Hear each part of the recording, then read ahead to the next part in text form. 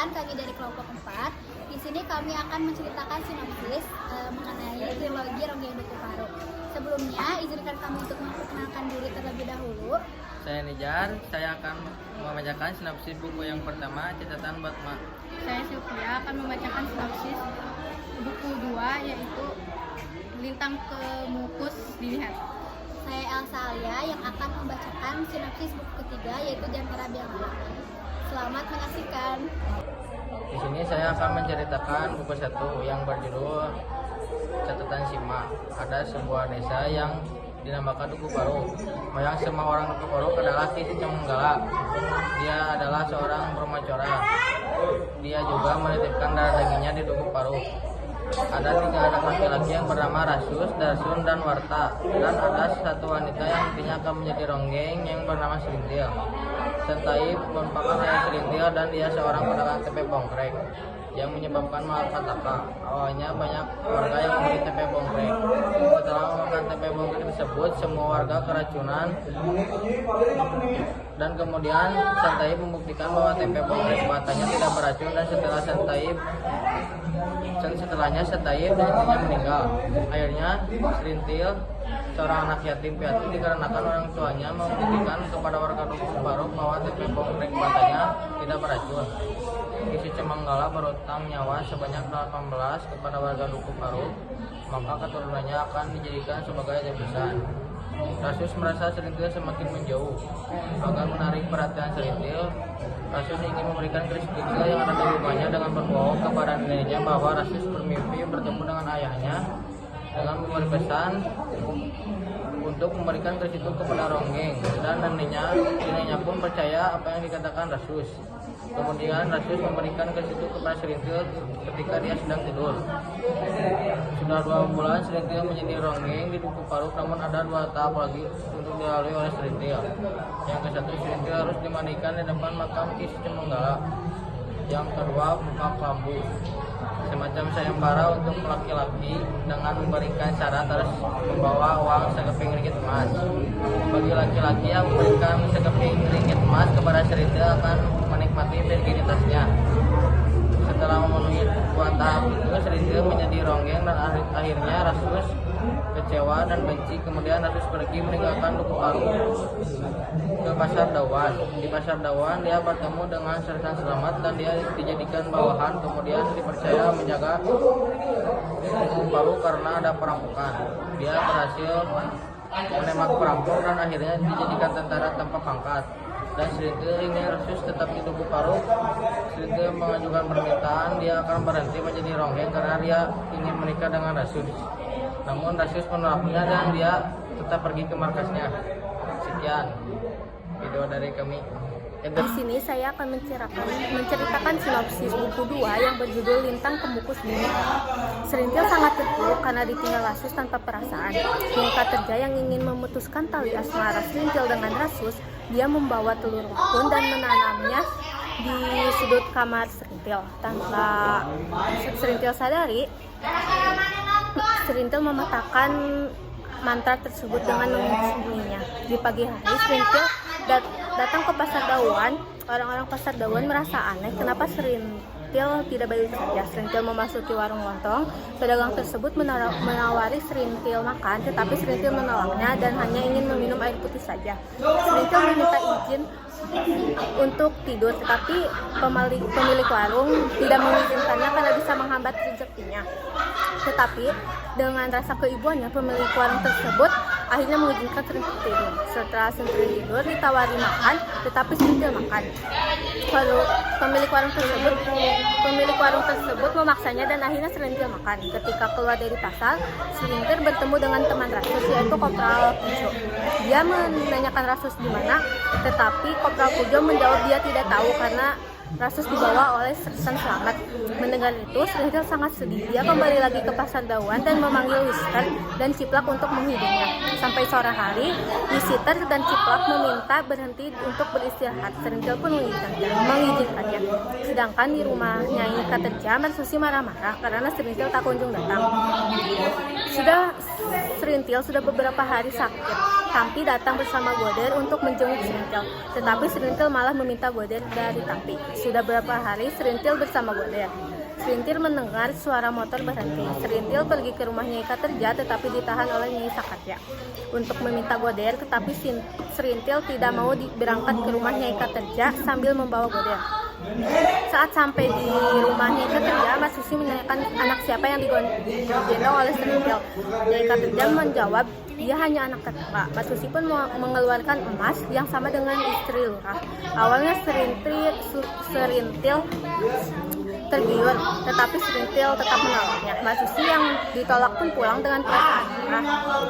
Nyai Katerja memarahi Serintil, tetapi Serintil tidak peduli. Serintil pun pulang lagi ke rumah Sakarya. Sakarya khawatir dengan perubahan Serintil. Datanglah Pak Ranu ke Duku Paruk mengundang Serintil di acara tutup Agustusan. Mas Susi pergi ke pinggir pantai untuk ke rumah Tarim. Setelah sampai di rumah Tarim, dia disuruh beristirahat. Saat memasuki ruangan, di sana ada satu orang. Sakarya khawatir dengan perubahan Serintil. Datanglah Pak Ranu ke Duku Paruk untuk mengundang Serintil di acara Agustusan. Mas Susi datang ke pinggir pantai untuk ke rumah Pak Tarim. Setelah sampai di sana, Mas Susi disuruh istirahat. Saat memasuki ruangan, dia melihat ada orang di sana. Dia adalah dia. Mereka pun berbincang-bincang. Setelah berbincang-bincang, Mas Susi pun tidur. Saat bangun tidur, dia tidak menemukan Dilan dan membuka pintu, melihat Dilan dan Pak Tarim sedang berbincang-bincang. Pak Tarim menanyakan apa tujuan Dilan kemari. Dia pun menceritakan apa yang terjadi kepada Pak Tarim. Pak Tarim memberikan kesempatan untuk memikirkan kembali karena dampaknya akan berpengaruh pada turunan Dilan. Tetapi Dilan yakin dia akan menyakiti. Akhirnya Pak Dilan pun melaksanakan. Setelah Dilan, dia sekarang giliran Mas Susi. Pak Tarim pun menanyakan tujuan Mas Susi. Mas Susi pun menjawab dia akan menyakiti perempuan yang menolaknya. Pak Tarim menjawab apakah dia Serintil. Mas Susi pun menjawab iya Pak. Pak Tarim menyuruh Mas Susi untuk memikirkannya agar berdampak ke semua orang, bukan hanya kepada Serintil saja. Mas Susi pun akan mempermalukan Serintil saja. Dia pulang saat pentas seni Agustusan Serintil menggeng. Pada ronde ketiga, Serintil merasakan sesak napas dan akhirnya pingsan. Katerja mencari orang yang berbeda dengan orang-orang. Dia menemukannya, dia menghampirinya, ternyata dia adalah Mas Susi. Mereka berbincang-bincang dan pergi dengan perasaan yang sudah tahu. Sentika dari Alas Wangkal datang ke Duku Paruk untuk meminta Serintil meronggeng dan menjadi gobok untuk anaknya si Waras. Serintil menerima untuk meronggeng, akan tetapi dia akan memikirkan kembali untuk menjadi gobok. Rombongan Serintil pergi ke Alas Wangkal menggunakan bus. Mereka sampai dan bertemu dengan bawahan Sentika. Mereka dituntun untuk menuju rumah Sentika. Saat sampai di sana, rombongan Serintil disambut dengan sangat-sangat ramah. Mereka duduk di meja, tetapi Serintil meminta untuk beristirahat. Nyai Sentika pun membawa Serintil ke kamar. Beberapa saat Nyai Katerja memasuki kamar Serintil. Dia membawa tahu bahwa Waras akan melewati jendela kamar itu. Beberapa saat kemudian Waras melewati jendela kamar tersebut. Serintil tertawa terbahak-bahak karena melihat badan Waras yang kurus dan dia meminta untuk menjadi golok. Saat malam hari Serintil melanjut sampai dini hari.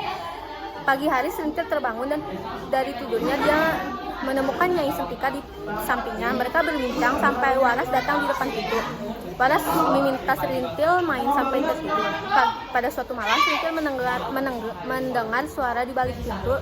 Dia menggerakkan kakinya dan mengeluarkan suara dan memencet hidung Waras agar mengeluarkan suara juga. Di luar, Nyai Sentika sangat bangga dan senang. Pada pagi harinya Serintil meminta izin untuk pulang dengan ke Duku Paruk. Serintil pulang dengan keadaan yang sangat sedih karena gagal menjadi tugasnya gobok. Kedatangan Bakar ke Duku Paruk membawa slogan-slogan dan juga propaganda. Serintil meronggeng tetapi bukan di hajatan melainkan di acara rapat.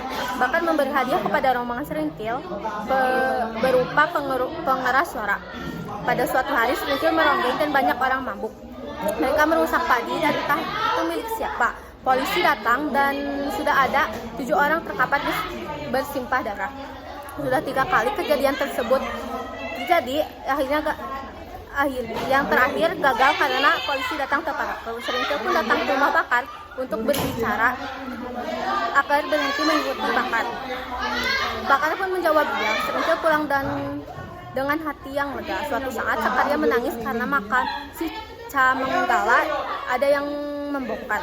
Salah satu pemuda menemukan camping hijau. Akhirnya rombongan Serintil pun meronggeng kembali. Di suatu malam ada seorang yang mendadak masuk ke rumah ke Duku Paruk. Hal itu diketahui oleh pemuda Duku Paruk yang sedang meronda. Pagi harinya semua warga berkumpul di rumah Sakarya. Serintil mengajukan diri untuk menanyakan ke kantor polisi. Sakarya dan Katerja pun Serintil dan Katerja pun berangkat ke kantor polisi untuk menanyakan apa kesalahan mereka. Saat di sana polisi pun menjawab Serintil dan Katerja menjadi salah satu tahanannya. Sedangkan di Duku Paruk warga menunggu kedatangan Katerja dan Serintil. Ada seorang anak kecil datang dan memberitahu bahwa ada orang datang mengira Serintil dan Katerja. Mereka ternyata 5 orang berseragam untuk menangkap Nyai Katerja, Sakum, dan Sakarya. Dini hari Duku Paruk menyala-nyala karena api. Tangisan warga bercampur dengan ledakan bambu-bambu yang terbakar. Mereka pergi ke tengah sawah untuk melihat Duku Paruk yang terbakar. Sekian, wassalamualaikum. Sinopsis mengenai judul buku yang ketiga, yaitu Jantera Biang Lala. Di tengah malam di tahun 1966, kegelapan dengan suasana yang mencekam. Namun hanya ada satu gedung yang terang, di mana gedung itu adalah penjara darurat yang berisi sekitar 200 orang tahanan. Mereka di sana berdiri berdesakan disertai bau sengat yang tidak kepalang. Sementara itu, Rasus dengan perang batinnya, ia ingin sekali pulang ke Duku Paruk untuk menengok neneknya. Dengan segala perjuangannya, Rasus akhirnya berhasil pergi ke Duku Paruk dibantu oleh Sersan Pujo. Setelah kepulangannya ke Duku Paruk, dia mendapati neneknya dengan keadaan sekarat. Lalu, selang 1 hari neneknya meninggal. Dia juga bertemu dengan Sakarya yang memintanya untuk mencari Serintil. Rasus yang mengetahui Serintil ditahan di kota Eling-Eling, akhirnya menemui Serintil dan diberikan waktu oleh penjaga tahanan hanya 10 menit. Tetapi mereka hanya bertatap wajah tanpa berkata satu kata pun. Setelah 2 tahun Serintil ditahan, akhirnya dibebaskan. Dia kembali ke Duku Paruk dengan identitas yang baru sebagai mantan tahanan dan bukan lagi seorang ronggeng.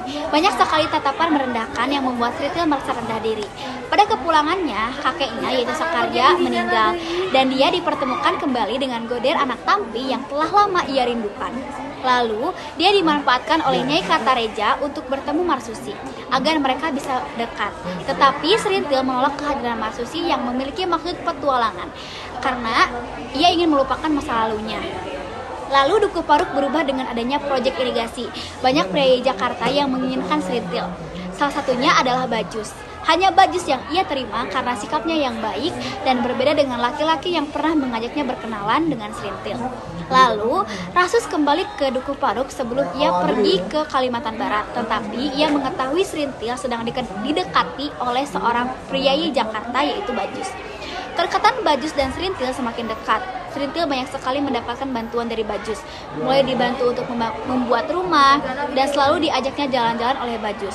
Suatu hari, Serintil diminta Bajus untuk ikut dengannya rapat di kota Eling-Eling dengan orang-orang penting dari Jakarta. Ternyata Bajus bermaksud lain karena diajaknya Serintil adalah untuk diberikannya Serintil kepada Pak Blengur, yaitu orang penting dari Jakarta agar ia mendapatkan proyek dan uang.